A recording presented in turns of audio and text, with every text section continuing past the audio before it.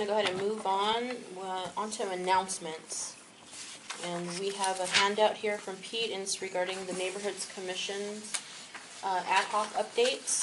We have some great ad hocs for the Neighborhood Commission that are currently in motion. As you can tell here, we have a public safety staffing ad hoc, we have an illegal fireworks ad hoc, and we have a homelessness ad hoc, as well as a development noticing ad hoc, voice of the community, and illegal dumping ad hoc. So how does this work? Like, let's just pick one, like the illegal fireworks. I see there's a point of contact is this Deputy Chief Jeffrey Morozic. So give me his ad. He actually he just retired. Oh, as of last Friday. But we can always get the new, whoever's going to be replacing Deputy Chief Morozic, get his point of contact. And that's one of the things that the Illegal Fireworks Committee is going to address, is who's the next point of contact. But as you can tell, the Illegal Fireworks Committee was busy. And I chair that committee. On New Year's Eve, I went out into the Roosevelt Park and McKinley Bonita neighborhoods and did a research study on how many fireworks were deployed, as well as gunshots. So we had a total of 179 firework explosions and a total of 16 gunshots. Some people ask, well, how can you tell the difference? There is a difference. There's more of a short pop sound to a gunshot rather than a boom from a firework. I was able to pinpoint the culprit of who was lighting the fireworks. There was multiple people doing it. Wow. However, there was 179 fireworks deployed in a 45-minute time period, and that's not counting all of them, because some of them I was videotaping or video recording, and I wasn't able to count those because I was preoccupied and I was by myself. So, but it just gives you an idea. I mean, can you imagine 4th of July? This is more of a calm holiday compared to 4th of July. So or the Lunar New Year that's coming. right. But it's something that anybody can do as a community leader. If you have an illegal firework problem in your neighborhood and you're really passionate about trying to crack down on it, and you want to do a research study, it's really easy. All I did was have some scratch paper, and every time I heard, not seen, but heard a boom or a snap, pop, I was going to say snap, crackle, pop. I would just do a check mark, a strike. And so at least I had that. It was easy to do. This year, the firecrackers were like nothing. It was those big bombs that were going Big on. mortars. I don't know where they were coming from. I didn't even want to look out the front window because there was just too many of them going off all at once. Yeah. It can be and very I could hear overwhelming. them also later, not from my street, but I could just for like 15, 20 minutes. Yeah. Loud bombs. It's insane. You said you identified some of the offenders, and what happened to them? They live not too far from me. Were they fined, or were they? No, I did call it into PD, and I did not stay around because I was already on site for like 45 minutes. I didn't stick around to see if PD would come out, but I did let the dispatcher know that this is the hot spot. It's happening now. They were actually happening while I was speaking to the dispatcher, so she heard them. But I just said, she asked me if anything was on fire. I said, yes, the firework is on fire. It's in the middle of the street. And she's like, well, no, is there any structures on fire? I said, no, there's not, but the firework itself is on fire, and it's in the middle of the street. And there's vehicles trying to, drive around, and they're just deploying. I mean, it was crazy. So if, any kind of attention we can get to this location would help. Have you ever seen, and I don't know if you could ever say this, or, I don't know, but I once was walking through a neighborhood, totally, just every single house up and down the block was doing the fireworks illegally. One firework tipped itself over and almost hit a house. Yeah. So. There was a lot of that type of stuff. Yeah. Where the firework could hit a car. Yeah. In this case. Yeah, and you're seeing it. Just like, And it well, wasn't this is- anyone. I called 311 because I saw something on Nextdoor.com about just report it, and this first one that went off, I reported. They just took the information, and where they'll document it, but I don't know that the police could come out to every place. And that is so helpful, but a lot of people give up on, well, you know, it takes too long for me to report, or I have to hold for 25 minutes. But if you can have the patience to just make that simple report, it helps, because we want to build stats. I just recently had, my neighbors were shooting off fireworks also, and it was very obvious because they had all the smoke in their yard.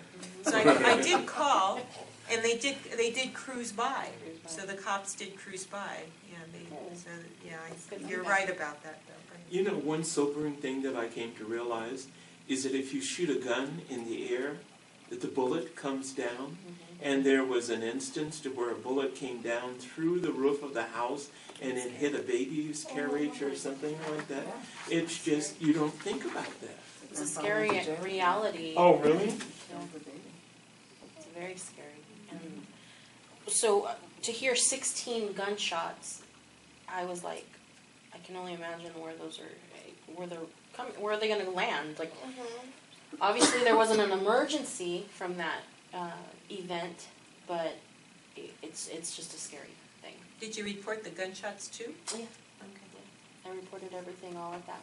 And the greatest thing about calling 311 on New Year's Eve, I did call at 12:35 in the morning. I got through within like 30 seconds. So I was really impressed with that. And the other part of, I can brush on the public safety staffing committee, because I'm a part of that as well. We're going to be merging with some of the ideas from the illegal fireworks committee, which is in regards to dispatchers, 911 and call takers. For the call takers on a good day, this is per the police department, they have a maximum of 12 call takers.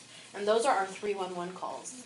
So if on an event like New Year's Eve, if there's 100 people calling in, there's only 12 people manning the lines, and they are actually asking for 13 more additional dispatchers, which would not be seasonal, and this would be to hire on 13 more for the San Jose Police Department. Yeah, because there's a difference between the San Jose Police Department dispatch and the San Jose Fire Department dispatch. Dee, I know that we're beyond time, but I have one important announcement. Sure. Though you remember Judge Cordell that has made a presentation to our group here. I saw her on television, by the way. She is a consultant for one of the news programs. But I met her replacement, or the assistant of the replacement, who this coming Saturday, the 21st, at the Mexican Heritage Plaza, let me read it very quickly, joined your fellow community members and the San Jose Office of Independent Police Officer to kick off an 18-month project to strengthen the relationship between communities of color and law enforcement in our city. Mayor Sam is going to be there. Yeah, that's the one that was on Nextdoor, right? Huh? That was on Nextdoor? It's been on Nextdoor and Facebook. Oh, yeah. I don't know if any of you planning to go, I have tickets to go as invited. But if you don't go, my idea is to meet Mr. Katz, his replacement, and recommend to you that he come and present a presentation to us. So everybody be aware of that. Yeah, that would be great. Give us a feedback when we Will come back do. next month. Next Saturday. Next Saturday. Yeah. So the other thing would be the State of the City address, which is Saturday, February 11th, and that is at Gunderson High School. There is a registration link on the bottom, or you can just go to the mayor's website to register for the event. Also, let's see here. We have a brand new Facebook page, and if you'd like to join, it's open to the public. I will be posting pictures from the CLC, and if anybody has taken any photos while you're at our events, you can do the hashtag D3CLC so we can all pretty much marry them together when we look up D3CLC. How new is it? Can we say that? How new is it? About a month? Oh, am I on it? I don't think I- No, you would know. It's You would know. I look up the Facebook page under D3. D3 Community Leadership Council. Oh, okay. So it's full name. We also have a new Gmail email address, which is district3clc@gmail.com. So if anybody has any questions want to leave any feedback or suggestions, you can do it through that email, as well as you'll be seeing this email when we do the agendas. They'll come from that email. And one more exciting thing is we have a brand new logo. I don't know if anybody's noticed that, but it's brand new as of last week, and you'll be seeing that more often. Who did it? I did. Thank you. Thank you. I would just like to say, and Antonina and to whoever hosted the Christmas party, since I have been to District 3, that was the best Christmas party that I had ever went to. And I think it really positioned us as professionals, etc. I was really amazed at some of the city officials that had come, but I think it really presented us in a manner, in a home, rather than a public facility that really did add to it. And I just wondered, I hope that you did not expend any personal expenses, or if there's a way to where we can reimburse. Well, that's our half dollars at work. Fantastic. Thank you so much for doing that. Yeah, Thank you for coming to the had great energy at the gathering. So any other announcements before we leave? Does anybody Yes. have any? Okay. So 2 quick announcements. Coffee with my council member is January 28th at 10:30 a.m. at Cafe Fresco, located at 1315 North First Street. Wait a minute, January 28th, January 28th. same day as the budget meeting? Same day as the Oh. budget, yes. We had ours first then, so. There are also another quick announcement, there's gonna be more information about this online in the coming week. But VTA is going to be changing its routes and service areas starting the fall of this year. And so we're gonna have to, they're doing some community meetings around the community to get more feedback on those plans.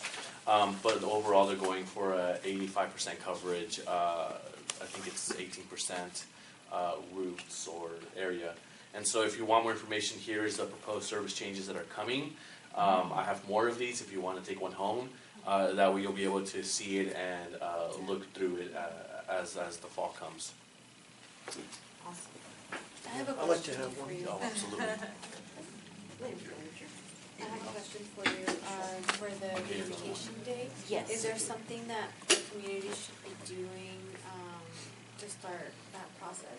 I took it back to our community, they're super excited, everybody's thrilled.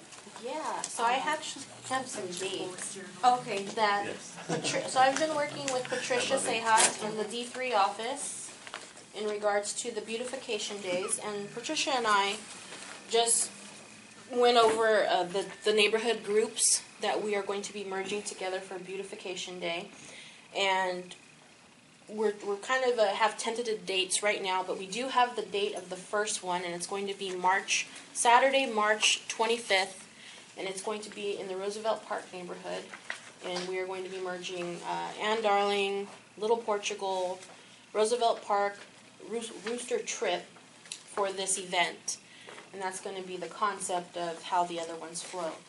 And Madera Horning and Modern Ice and I believe the North Side are going to be all in one. oh, are we? Yeah, and I did have an email printout, and I think I actually left it in my car because I don't have it in my purse.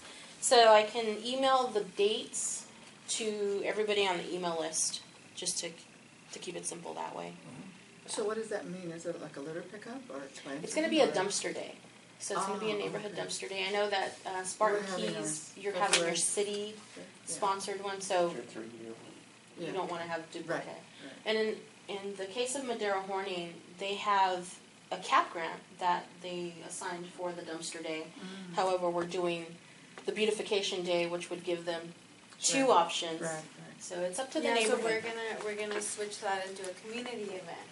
And so that's why we wanted to plan and make sure, you know, that Right. we're on there and everything's set so that we can go ahead and move set that your- fence, yeah. Tell me That's that fine. location again, general location. I'm gonna put it up. For the 25th, Yes. it's going to be in the Roosevelt Park neighborhood. That's going to be the hosting neighborhood. And we're right now thinking about Shortridge Avenue, and that will start at 8 o'clock. For volunteers, though, we would need the volunteers to show up around 7:30. And usually by 7:30 we have a line. There's a Yeah. long line. Yeah. Yeah, let us know so we can Yeah. go for sure. And that's what it's about too. The beautification day is hosted by the CLC, is for, you don't have to live in that neighborhood to volunteer and help. This is about engagement, taking, a new level of engagement for the CLC by merging together. If you have any community groups that would like to come and help, the door is open. The more the merrier for volunteers. And goodies will be provided for all volunteers. Yes.